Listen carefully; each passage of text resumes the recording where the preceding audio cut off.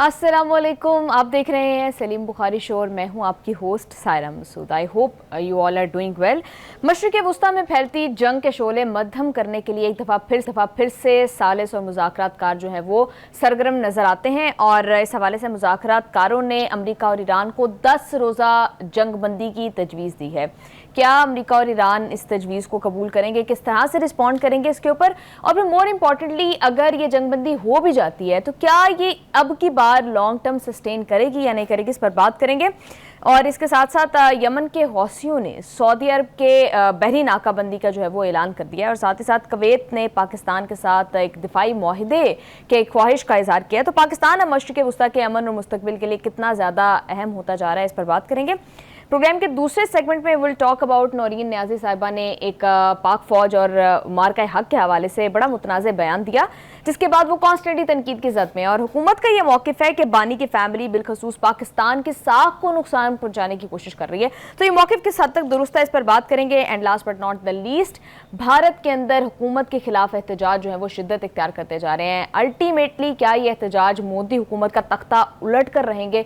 इन तमाम मामलात पर बात करने के लिए बढ़ते हैं सलीम बुखारी साहब की जानिब। अस्सलाम वालेकुम सर, कैसे हैं आप? जी वालेकुम अस्सलाम सायरा, कैसी हैं आप? खैरियत से हैं? मैं बिल्कुल ठीक ठाक हूँ बुखारी साहब। एक दफ़ा फिर से शदीद बमबारी की गई, 9वीं रात भी जो है वो अमरीका की जानिब से ईरान पर, और फिर ईरान ने भी जवाबी कार्रवाई की। लेकिन द पॉजिटिव थिंग इज़ कि एक दफ़ा फिर से मुज़ाकरातकारों ने एक एफर्ट की है और दोनों को 10 रोज़ा जंगबंदी के ऊपर जो है वो उसकी तजवीज़ दी है। क्या लगता है आपको कि इतनी शदीद बमबारी के बाद एग्री होंगे सीज़ फायर के लिए? देखिए, कोई जंग जो है वो इंडेफिनेटली जारी नहीं रह सकती, चाहे वो दो मुतहारब ग्रुपों के दरमियान इक्वल कुव्वत के साथ हो या कोई एक ज़्यादा बड़ा और एक कमज़ोर हो। दोनों ही सूरतों में अल्टीमेटली जंग को मुज़ाकरात के ज़रिए ख़त्म होना होता है। ये पूरी तारीख़ उठा के देख लीजिए, फर्स्ट वर्ल्ड वॉर की, सेकंड वर्ल्ड वॉर की, जितनी भी वर्ल्ड वॉर हुई हैं ultimately it was the table of the negotiations जहाँ से कोई हल निकलता है। असल में जो बात हम बार बार अपने प्रोग्रामों में करते रहे हैं वो ये है कि इस जंगबंदी के मुआहदे को इंटैक्ट कौन नहीं रहने दे रहा।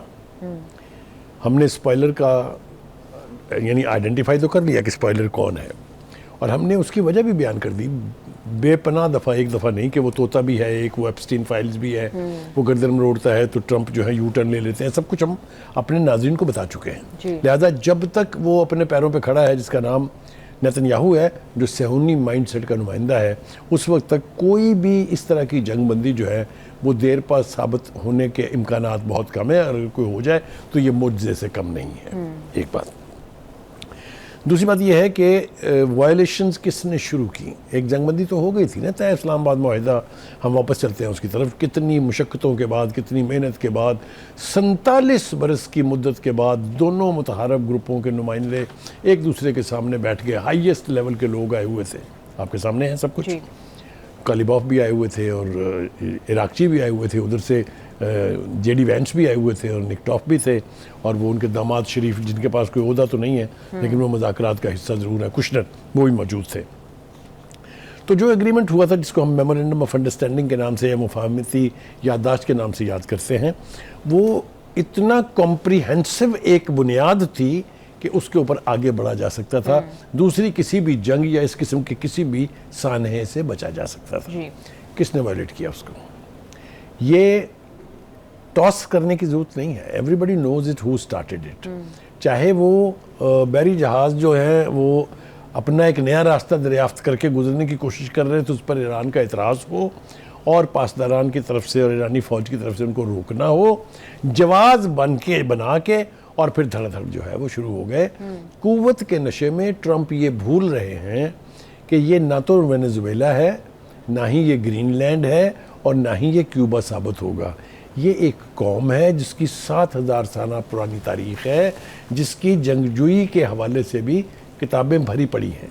चाहे वो साइरस द ग्रेट की पर्शियन स्टेट यानी एम्पायर हो, चाहे कुछ भी हो, तो ऐसी कौम को आप सफ़ायद हस्ती से मिटाने का अगर ख्वाब देखेंगे तो आप अहमकों की दुनिया में बसते हैं। जी। इलाके के एतबार से, आबादी के एतबार से ईरान एक बड़ा मुल्क है, इस खित्ते में गालिबन सबसे बड़ा मुल्क है। तो बुखारी साहब, अभी आपने बात की कि इसराइल स्पॉइलर का किरदार अदा कर रहा है, तो ये तो वो कॉन्स्टेंटली करता रहेगा। तो फिर ये क्या यही साइकिल, यही लूप चलता रहेगा कि एक दफ़ा बात होगी, बातचीत होगी, मुज़ाकरात होंगे, किसी मुआहदे पर पहुंचेंगे, एंड अगेन बमबारी की तरफ, and again back to talks and ऐसा नहीं होगा। उसकी बुनियादी वजह मैं आपको बताऊं, अब तक की जंग के ऊपर जो अमरीकी कौम का, जो अमरीकी इलेक्टेड अदारों का, जो अमरीकी एडमिनिस्ट्रेशन का रवैया है वो सबके सामने है। नो किंग नो वॉर के नारे मैंने नहीं लगाए थे। 80-80 लाख लोग, 90-90 लाख लोग एक एक अमरीकी शहर में निकले।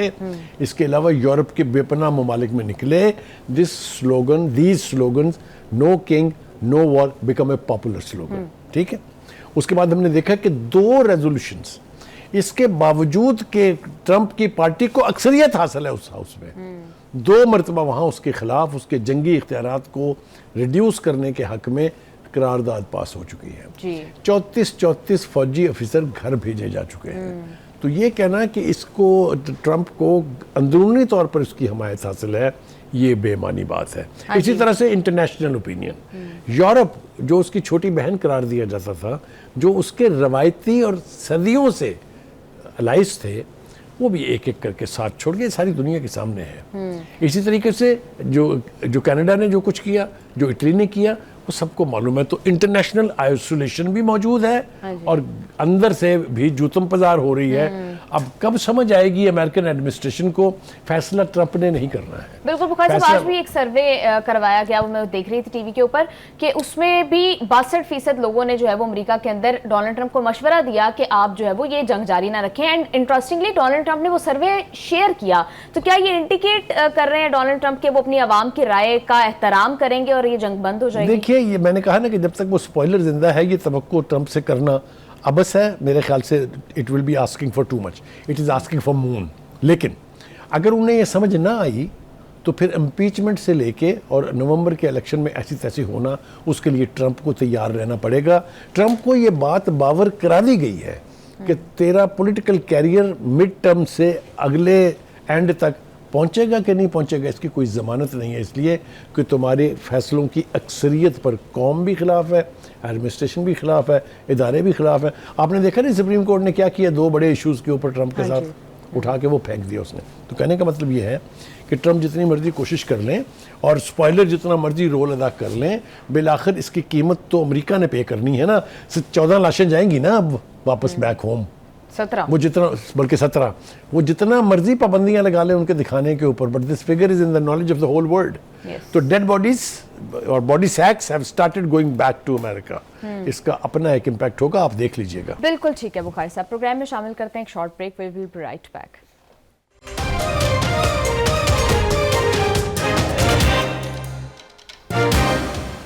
Welcome back to the show. Bukhari साहब, हमने लास्ट प्रोग्राम जब किया था तो इस्माइल बकाई साहब का एक स्टेटमेंट मैंने आपके सामने रखा था और उसमें उन्होंने कहा था कि हम अभी तो मुज़ाकरात के मूड में नहीं हैं। आज इस्माइल बकाई साहब कह रहे हैं कि हम अमेरिका के साथ मुज़ाकरात नहीं छोड़ेंगे और जो मुज़ाकरात हैं वो कौमी मुफाद की बुनियाद पर किए जा सकते हैं। तो बुखारी साहब, थोड़ा सा चेंज, थोड़ी सी देखिए, पहली बात तो ये है, कोई भी सेन हुकूमत कभी ये नहीं कहेगी कि हम मुज़ाकरात के खिलाफ हैं। वो ये कह रहे हैं कि हम इन मुज़ाकरात को जारी रखने के हक में हैं, लेकिन अपने नेशनल इंटरेस्ट के ऊपर कोई कंप्रोमाइज़ नहीं करेंगे जी। ये जो तजवीज़ आई है उसके हवाले से भी उन्होंने कहा है कि इसको कौमी मुफाद के एंगल से देखा और परखा जाएगा और फिर इसके ऊपर कोई फैसला होगा। दूसरी बात यह है कि ये बार बार वो कह चुके हैं कि अगर जंग आपका मकसद है अल्टीमेटली तो हमारी कौम तैयार है। अभी वहाँ एक रिपोर्ट शाया हुई है कि जी वो जो जजीरा खाक है, हाँ जी, उसके ऊपर गालिबन ट्रंप साहब फिर सोच रहे हैं कब्जा करने के। ये इसराइल की बहुत पुरानी ख्वाहिश है, हाँ जी। ठीक है। और वो ये कह रहे हैं कि अगर ऐसा किया तो जो नताइज होंगे वो बहुत संगीन हो सकते हैं और ये ज़मीनी अफवाज के बगैर मुमकिन नहीं और हम उनके मुंतज़िर हैं। अगर आपको याद हो, बार बार मैं राष्ट्रपति का वो स्टेटमेंट और उसकी वो मुस्कुराहट जो है उसका जिक्र करता हूँ, तो ये एक डिटर्मिन्ड कौम का है। कोई भी कौम ये कभी नहीं कहेगी कि हम मुज़ाकरात नहीं करेंगे, मुज़ाकरात करेंगे। लेकिन इराक़ची क्या कह रहा है वो दैट इज़ इम्पॉर्टेंट। वो ये कह रहा है कि देखिए, मुज़ाकरात उसी सूरत में कामयाब होते हैं जब मैदान जंग में आप एडवांटेजियस पोजीशन में होते हैं। यहाँ भी वो कहता है मुज़ाकरात कामयाब तभी होंगे जब ईरान बैटलफील्ड में अपनी सुपरमेसी साबित कर देगा। Look at the resolve, look at the attitude towards the war. तो वो डरे हुए नहीं है। ट्रंप जो उन्हें जंग से डराना चाहता है डरा के अपनी मर्जी के फैसले कराना चाहता है। पूरी लीडरशिप के स्टेटमेंट्स आप उठा के बिल्कुल देख लें। ठीक है। बुखारी साहब, इराक़ची साहब ये भी कह रहे हैं कि हमें मुज़ाकरात के मौके को ज़ाया नहीं करना चाहिए, क्योंकि जंग की अपनी भारी कीमत होती है, चाहे 10% इम्कान क्यों ना हो कि मुज़ाकरात कामयाब हो जाएंगे। यही तो बात मैंने कही, जो आपने बकाई के बयान, इस्माइल बकाई के बयान की तरफ इशारा किया था। तब भी मैंने यही कहा, no sane leader, no sane diplomat will ever say कि हम बातचीत नहीं करेंगे, मगर वो ये कहते हैं कि बातचीत will not be at the cost of our interest, our national interest. अगली बात, दूसरी बात ये कि वो ये कहते हैं कि इराक़ची ये कह रहे हैं कि सहूनी एजेंटों का, look it's a term used, ये ख्याल था कि मुख्तसर से हमले में हमें फारग फूरक करके अपने ऑब्जेक्टिव अचीव करके वो आराम से घर चले जाएंगे। वो कहते हैं कि ऐसा तो कुछ नहीं हुआ है। दूसरी बात वो ये कह रहे हैं कि धमकी और लालच, इन दोनों चीज़ों की हमारे नज़दीक कोई हैसियत नहीं है। यानी ना आप उन्हें डरा सकते हैं, ना आप उन्हें लाइक द अफगानिस्तान हम बात कर भी रहे थे। वो कहता है हमें इससे कोई फ़र्क नहीं पड़ता। वो कहता है कि दूसरी बात जो अहम है वो ये कि पूरी दुनिया को अब पता लग गया है कि ईरान की असल ताकत आबनाए हुर्मुज़ है। This is the most important point. जितने मर्जी ट्रंप दावे कर लें कि वहां पर ट्रैफिक रूटीन से चल रहा है, is absolute nonsense. They don't even need a nuclear weapon. It's a blatant lie. Iran ने बंद की हुई है तो बंद है। इराक़ची ये कह रहे हैं कि अब पूरी दुनिया को ये पता चल गया है कि हमारी रेड लाइन जो है वो अबनाए हुर्मुज़ है। ठीक है, बिल्कुल। बुखारी साहब, मैं भी देख रही थी मसूद पेज़ेश्कियान साहब वो फुल स्केल वॉर की तरफ इशारा कर रहे हैं। बाकिर कालिबाफ साहब भी यही बात कर रहे हैं कि अमेरिका खित्ते के अंदर नए नए तरीके के वेपन्स लेकर आता है और फिर बात करता है मुज़ाकरात की, तो ऐसा नहीं होने वाला। और फिर मुश्तबा खामनेई साहब का जो ट्वीट आया उसके अंदर भी वो यही बात कर रहे हैं कि अमरीकी सदर के साइंस की कोई वुक्कत ही नहीं है। तो हमें ये क्या ईरान की हिकमत अमली है कि एक साथ मुज़ाकरात की बात कुछ लीडर्स कर रहे हैं और कुछ leaders at the same time America को बावर भी करवा रहे हैं कि अगर आपने, मेरे ख्याल से अगर मैं सही हूं और सही एनालिसिस है मेरा, किसी एक ईरानियन लीडर ने वीक स्टेटमेंट नहीं दिया है जंग के हवाले से जिससे ये पता लगे कि शायद या तो ईरान सफ़र कर रहा है और या इनके हौसले पस्त हो गए। मुझे अभी तक एक बयान भी ऐसा नहीं मिला है। वो चाहे इराक़ची हैं, चाहे इस्माइल बुकाई हैं, चाहे वो मशीर हैं, चाहे वो ईरानी फ़ौज है, चाहे वो पासदारान है। तो they speak with absolute confidence that if it is war that it is war. एक बात। दूसरी बात, मुश्तबा खामनेई का आपने हवाला दिया, उन्होंने बहुत कमाल की दो बातें की हैं। एक तो यही आपने कह दी कि वो कहते हैं कि अमेरिका का सदर जो है उसके दस्तखतों की ना ही तो कोई वक़्त है, ना ही उसका एतबार किया जा सकता है, ना ही वो काबिल एतमाद है। रेडिक्यूल कर दिया उसने एक अमेरिकन प्रेसिडेंट को। ये स्टेटमेंट जो है ये आईने की तरह उनके सामने आएगा कि दक्षत करने के बाद इतने तम तराक के साथ आपने मैक्रोन के शाइये में फ्रांस की टेबल के ऊपर बैठ के दक्षत किए और उसका 4 दिन भी आप उसके ऊपर खड़े नहीं रह सके। एक बात। दूसरा वो कहते हैं कि ईरान अमेरिका को वो सबक सिखाएगा जो आने वाली नस्लें याद रखेंगी। मैं अभी जाने नहीं दूंगा आपको। दूसरी बात यह है कि अमेरिका ने न्यूक्लियर पावर प्लांट जो है उसके ऊपर अटैक किया है। हाँ जी।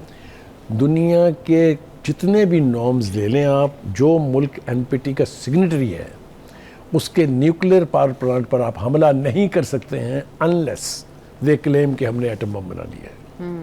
सो ये क्लियर वायलेशन है और ब्लैटेंट वायलेशन है। एंड दैट्स वाई जो इंटरनेशनल एटॉमिक एनर्जी एजेंसी का जो चीफ है जिसका नाम है राफेल ग्रोसी, उसको कहना पड़ा कि अमरीकी इकदाम जो है ये जहरियत की बदतरीन सूरत है। डेफिनेटली। हालांकि आपको पता ही है ना कि ये तो हाँ जी, बिल्कुल मिले हुए हैं सब मिले हुए हैं। उसको ये कहना पड़ा क्योंकि जो सिग्नेटरी है एनपीटी का उस मुल्क के न्यूक्लियर प्लांट पर आप हमला नहीं कर सकते हैं।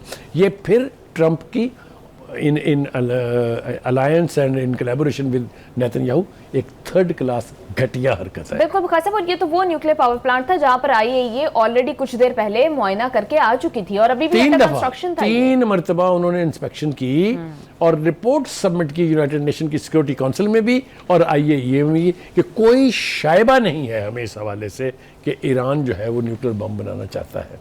इसके बावजूद तू मैनू छेड़ेगा, तू मैनू छेड़ेगा, ये कर करके उन्होंने इतनी रट लगाई है उसकी कि अब इस स्लोगन में दम ही नहीं रह गया। बिल्कुल ठीक है। बात करते हैं खित्ते के बाकी ममालिक का क्या हाल हो रहा है उसके ऊपर भी जरा बात करते हैं। जिस तरह से ईरान ने अटैक किया जॉर्डन को और फिर साथ साथ कुवैत और सीरिया तक मामला चला गया, तो क्या लगता है कि इसराइल प्रिपेयर्ड है कि नेक्स्ट टारगेट वो होगा? देखिए, पहली बात तो ये है कि ये कुछ ऐसा नहीं हुआ है जिसकी तरफ पहले से ईरान ने इशारा नहीं किया था। उसने कहा था अगर आपके इलाके में, आपकी ज़मीन पर अमरीकी अड्डों से हम पर हमला होगा, आप चाहे उल्टे हो जाएं, हमने अटैक करना है। ये सूरत हाल वाज़े कर दी गई थी। एक दफ़ा नहीं, को दर्जन मरतबा उन्होंने कहा कि खलीजी रियासतों को चाहिए कि इससे बाज रहें। और मैं आपको याद दिलाऊं, 4-5 निजी रियासतें थी, उन्होंने ऐलान किया था बाकायदा कि हम अपनी सरजमीन ईरान के खिलाफ इस्तेमाल नहीं होने देंगे, लेकिन सब ने इस्तेमाल होने बिल्कुल बुखारी साहब, किस तरह से अमेरिका के अटैक्स का खमियाजा ये खलीजी ममालिक भुगतते रहे हैं, और आप बारहा कहते रहे कि मैं आपसे सवाल करती थी कि बुखारी साहब अब इनकी सिक्योरिटी का क्या होगा, तो ये सिक्योरिटी के लिए किसके ऊपर रिलाई करेंगे? इस हवाले से आप क्या कहते रहे हैं, वो जरा हमारे नाज़रीन को दिखाते हैं। और सऊदी अरेबियंस और its leadership, they are not ready to trust America for any reason. इसलिए उन्होंने पाकिस्तान के साथ डिफेंस पैक्ट किया। जब ये पैक्ट हो रहा था तो उस वक्त भी हमने अपने प्रोग्राम में भी कहा था और इशारे भी ऐसे थे कि दीगर मुल्क भी इसमें शामिल होंगे। अब ये R4 जो है, जो रीजनल 4, ये इनकी आपस में के मुज़ाकरात जो है, दुआ करो ये जिस सिमत में जा रहे हैं उस सिमत में कामयाबी हो, फिर देखिएगा क्या होता है। मुझे तो लग रहा है कि जो हमारा मुआहदा, दिफाई मुआहदा हुआ है सऊदी अरब के साथ, उसी नौयत का एक अलायंस बनने जा रहा है। ठीक है, मैं भी इस वक्त ये ऐसे लगे कि मैं को बहुत बड़ा हाँक रहा हूँ, लेकिन इसी तरीके से होता है, दुनिया भर में होता है, इसी तरह से है। जैसा मैंने पहले कहा था कि मुझे यूँ लगता है कि वो जो हमारा मुआहदा जो सऊदी अरब से हुआ है, मुमकिन है उसकी एक्सपेंशन के या उसी नौयत के मुख्तलिफ मुआहदे जो हैं दीगर ममालिक के साथ हों, जिसमें इजिप्ट शामिल है, जिसमें कतर शामिल है, जिसमें अपने ये तुर्किया शामिल है। तो ये भी एक नई डायमेंशन होने जा रही है। बुखारी साहब, रॉयटर्स रिपोर्ट कर रहा है कि कुवैत पाकिस्तान के साथ उसी नौयत का दिफाई मुआहिदा करना चाहता है जिस तरह का सऊदी अरब के साथ किया गया। तो ये आपके शॉर्ट्स जो है वो हमने संभाले हुए थे कि आपने इतने टाइम पहले ये प्रोडिक्ट किया था और एग्जैक्टली वैसा होता जा रहा है।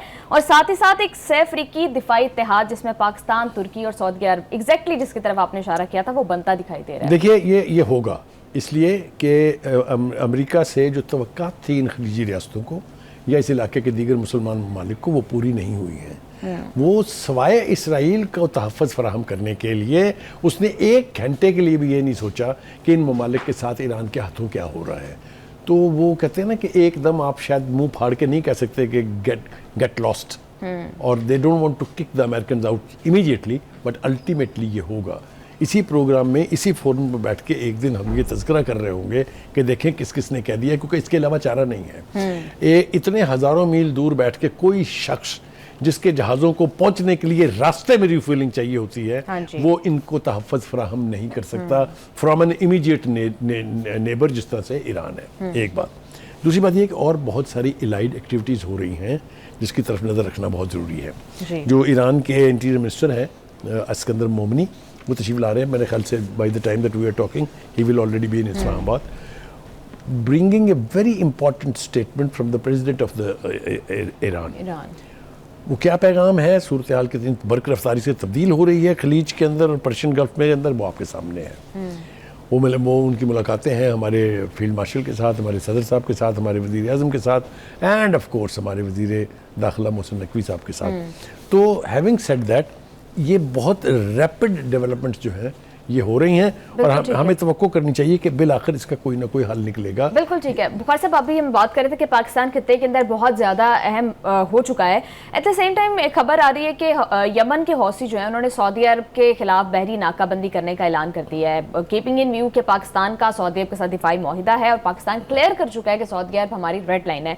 तो पाकिस्तान के लिए कितनी डिफिकल्ट सिचुएशन है? देखिए, बहुत डिफिकल्ट सिचुएशन है। It's a very sensitive situation also, इसलिए कि हमारी जो कमिटमेंट उनके साथ हैं उसको हम ऑनर करना चाहते हैं, लेकिन एट द सेम टाइम जो उस खित्ते के अंदर जो ग्राउंड रियलिटीज़ हैं वो अपनी जगह हैं कि अगर उन इलाकों से ईरान पर अटैक होगा तो ईरान के पास राइट है under the Geneva convention and under the charter of the United Nation to attack back. ये तो अपनी जगह है, लेकिन ये हमने इसके ऊपर बहुत ही, मैंने कहा ना कि बहुत सेंसिटिव सिचुएशन है।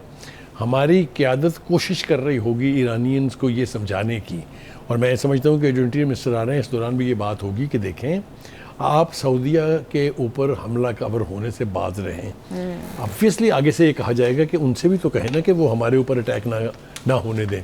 किस सिमत में ये ऊँट बैठेगा? देखें, तीनों इस्लामी मुल्क हैं, तीनों ममालिक के साथ पाकिस्तान के कमाल के ताल्लुकात हैं। तो इसलिए मुझे नहीं लगता कि इसका कोई सोल्यूशन नहीं निकलेगा, कोई ना कोई सोल्यूशन इसका निकलेगा।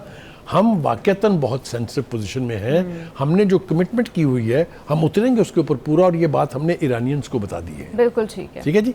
अच्छा, दूसरी बात यह है कि हमने ये बात तो कर ली कि अमेरिका ने ईरान की बैंड कितनी बजाई है, लेकिन हमने तफसील से ये बात नहीं की है कि ईरान ने कितनी बैंड बिल्कुल बजाई है। बुखारी साहब, वो बैंड वाकई बड़ी बजाई है उन्होंने। खलीज ममालिक के ऊपर जो प्रेशर है और फिर वो जो अमेरिका के ऊपर प्रेशर डाल रहे हैं वो तो दुनिया के सामने है। टाइम की किल्लत की वजह से मुझे ब्रेक पर जाना पड़ेगा। ब्रेक से वापस आकर हम बात करेंगे जिस तरह से नौरीन नियाज़ी साहिबा ने एक बड़ा कॉन्ट्रोवर्शियल किस्म का स्टेटमेंट दिया, उस पर बात होगी, साथ रहिएगा।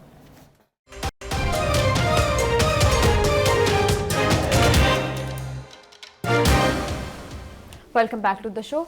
बुखारी साहब, नौरीन नियाज़ी साहिबा कहती हैं जी कि मार्का हक अफवाज पाकिस्तान और मोदी का गठजोड़ था, मिलकर ड्रामा किया गया है। मोदी चाहता तो 2 मिनट में इन्हें फिक्स कर देता।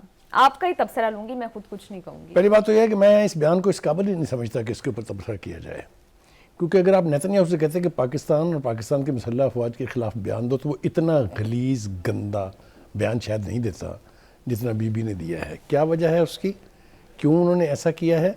एक तो पंजाबी जो रिएक्शन आम तौर पे होता है उसका मतलब यह है कि भाई कितने बाहर ना आ जाए, कि बाहर आ गया तो साड़ी चित्राहट तो मुक जाएगी। क्योंकि जिनके साथ उसकी लड़ाई है, जिसके लिए उन्होंने खतूत पे खतूत लिखे, जो उन्हें इक़्तिदार के ऐवानों तक लेके आए थे, उनके साथ उस लड़ाई को ये बढ़ावा देने की बात है, ये ख़त्म करने की बात नहीं है।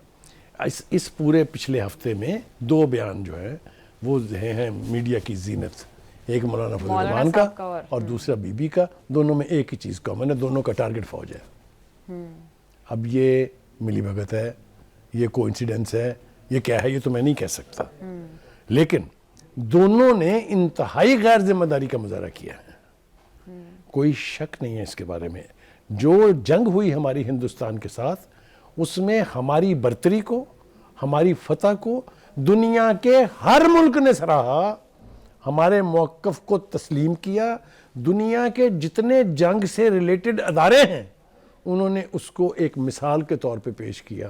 रफ़ेल की कंपनी वाले पागल हो गए, उन्होंने तहकीकाती कमीशन भेज दिया हिंदुस्तान में कि ये कैसे हुआ, और बिलाकर उन्होंने माना कि हाँ हमारे तैयारे गिरे हैं। अमेरिका का प्रेसिडेंट ट्रंप जो है वो गा गा के थक गया गालबन कि इतने तैयारे हिंदुस्तान के पाकिस्तान ने गिराए थे। लेकिन इसके बावजूद अगर कोई बीबी उठ के ये कहे कि ये मिली भगत थी, ये गठजोड़ था, ये कहानी घड़ने में इस हद तक चली गई कि वो ये कह रही थी कि इसराइल ने जो है मोदी को रोका क्योंकि पाकिस्तान इसराइल को तस्लीम करने वाला था। ये सारा स्टेटमेंट जो है it is based on hypothetical thought process. ये जो खुद कहानी क्रिएट करके उस पर बिलीव करने की रवायत है, मीडिया की जीनत और मीडिया की जीनत बनाने की रवायत है, ये पीटीआई में पुरानी है।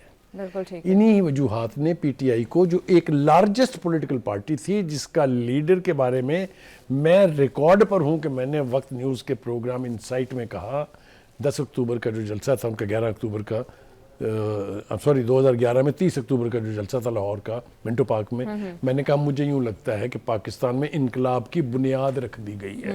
फिर उसके बाद अल्लाह के फजलो करम से भाई ने खुद और उसकी पार्टी के लोगों ने साबित कर दिया कि ऐसा कुछ नहीं है। क्योंकि उस वक्त ये तवक्को नहीं थी कि मेरे उस बयान के फौरी बाद वो फिर पटे डालने शुरू कर देंगे, जहाज भर भर के पुरानी पार्टियों के MNAs MP आके शरीक होंगे। वहाँ से बिगाड़ की इब्तिदा हो गई। बिल्कुल ठीक है। तो बुखारी साहब, फिर हुकूमत का जो मौक़िफ़ है कि बानी खुद भी और उनकी फैमिली भी पाकिस्तान की साख को नुकसान पहुंचाना चाहती है, यानी करंट गवर्नमेंट की नफरत में इस हद तक चले गए हैं कि उन्हें डिफरेंस नहीं पता चल रहा कि पाकिस्तान की साख कहाँ पर मजरू हो रही है और फिर गवर्नमेंट पर तनकीद में जो है वो डिफरेंस नहीं पता चल रहा। तो क्या ये मौक़िफ़ हुकूमत का दुरुस्त है या फिर एग्जैजरेशन है? देखिए, अगर तो कहीं इबहाम हो ना, फिर तो आप कह सकते हैं कि शायद हुकूमत की इंटरप्रिटेशन ठीक नहीं है। लेकिन जब मैं और आप बैठ के भी यहाँ ये कह रहे हैं और कन्विक्शन से कह रहे हैं कि स्टेटमेंट ने पाकिस्तान की मुसल्लह अफवाज की फतेह को एक तरह से साजिश और शिकस्त में बदलने की कोशिश की है, can this be pardoned? No it बिल्कुल कैन ठीक नॉट है। Be pardon. बुखारी साहब, एक और मामला कि मुस्लिम लीग नून और पीपल्स पार्टी जो कि मरकज़ में तो मिलजुल कर बैठते हैं, मगर जब बात आती है जीबी इलेक्शंस की या फिर अब जैसे आज़ाद कश्मीर में इलेक्शंस हैं, तो वहाँ पर बिल्कुल आमने सामने दिखाई देते हैं। बिलावल भुट्टो जरदारी साहब तो काफ़ी ज़्यादा एंथुसियास्टिक नज़र आ रहे हैं और यहाँ तक कह रहे हैं कि ख्वाजा आसिफ साहब को लात मारकर काबीना से निकाल दिया जाना चाहिए। देखिए, पहली बात तो ये है कि पीपल्स पार्टी के अंदर गुड कॉप बैड कॉप वाली कहानी जो है बड़ी देर से चल रही है, स्ट्रैटेजी क्योंकि उनके जो वालिद बुजुर्गवार हैं वो पाकिस्तान के सदर हैं और इसी हुकूमत ने उन्हें मुंतखब किया है। मरकज़ में दोनों इत्तेहादी हैं, कोई दो राय नहीं है इसके बारे में। 5 अहम आइनी ओहदे जो हैं उसके ऊपर विराजमान है पीपल्स पार्टी। तो सियासत की गर्ज से अगर इस तरह की बयानबाजी होती है तो वो तो बात समझ में आती है, लेकिन क्या रियलिटी के साथ इसका कोई ताल्लुक है या नहीं है? देखिए, बयानात अगर मुस्लिम लीग नून के वज़रा ने दिए हैं, जो कि मैं कतन ये नहीं कह रहा कि वो बहुत आला और बहुत अच्छे बयान जी, थे, आपने उस पर तो आप ज़रा रिकॉल करिए थे। मैंने मतलब मुखालफत की थी उसकी, उस पर यानी तनकीद की थी शदीद, लेकिन पीपल्स पार्टी के वज़रा की ज़बान भी को बहुत आला नहीं रही है। आप उठा के देख लीजिए इसी बजट के हवाले से, बिल्कुल ठीक जब है। बजट के ऊपर इख्तलाफात करी बातें मनवाई जा रही थी, तो उस वक्त भी पीपल्स पार्टी की लीडरशिप ने भी काफ़ी अनगार्डेड ज़बान बिल्कुल ठीक कह रहे हैं आप बुखारी साहब। ये जो सियासत के हवाले से दूसरी बात यह है, आखिरी लफ्ज़ वो ये कि Khawaja Asif is not a street wanderer. उसके ख़ानदान के बुजुर्गों की भी पाकिस्तान की सियासत के अंदर कंट्रीब्यूशन है। He is not a fool, he is a sensible person. यही वजह है कि वो इतने अहम बिल्कुल ठीक है बुखारी साहब, लेकिन कश्मीर के ऊपर इस तरह के बातें करना, इस तरह की सियासत करना अल्टीमेटली कश्मीर कॉज को नुकसान पहुंचाएगा। प्रोग्राम में बिल्कुल जी, एक तो हमारा ख्याल ये था कि Bilawal Bhutto Zardari has the capacity and the position कि वो कोई पॉजिटिव रोल अदा करके कश्मीर की सूरत हाल को संभाल लें और हुकूमत को अपने साथ लेके चले। बिल्कुल ठीक है। लेकिन अगर ये इस तरह के बयानात आएंगे तो उसके इम्कानात कम हो रहे हैं। बिल्कुल ठीक है बुखारी साहब। प्रोग्राम में शामिल करते हैं एक short break, we will be right back.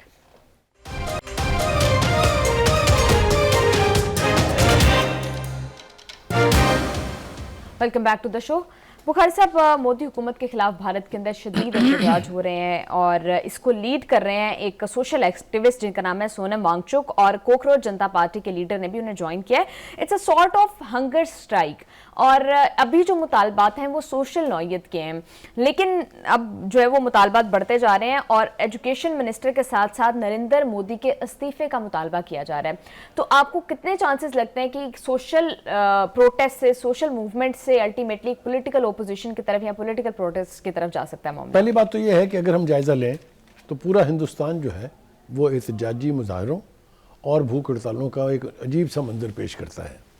चाहे मणिपुर हो, जहाँ पिछले 1.5 साल से कत्लेआम और रियासती जबर और रियासती दहशतगर्दी की बदतरीन मिसाल कायम हो रही है।